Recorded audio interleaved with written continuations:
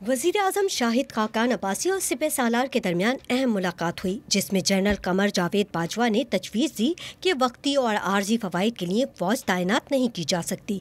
फौज रियासती इदारा है, आखिरी ऑप्शन के तौर पर कोई भी जिम्मेदारी निभाएंगे। बदअमनी और अफरा तफरी दुनिया भर में पाकिस्तान की साख के लिए नुकसानदेह है। जराए ने बताया कि आर्मी चीफ ने धरना मुजाहिरीन के खिलाफ फौज इस्तेमाल न करने की तजवीज़ भी दी। वजीर आजम ने सूरत हाल पे काबू पाने के लिए आर्मी चीफ की तजावीज़ से इत्तेफाक किया। जनरल कमर जावेद बाजवा ने वजीर आजम को टीवी चैनल्स की नशरियात बहाल करने का भी मशवरा दिया। जराये के मुताबिक वजीर आजम की ज़ेर सदारत आला सतह के इजलास में वजीर आला पंजाब शहबाज शरीफ और वजीर दाखिला एहसन इकबाल शरीक हुए। इजलास में जनरल कमर जावेद बाजवा और DGISI भी थे। इस मौके पर इस्लामाबाद में धरने और मुल्क में अमन व अमान की सूरत हाल पर तबादला ख्याल किया गया।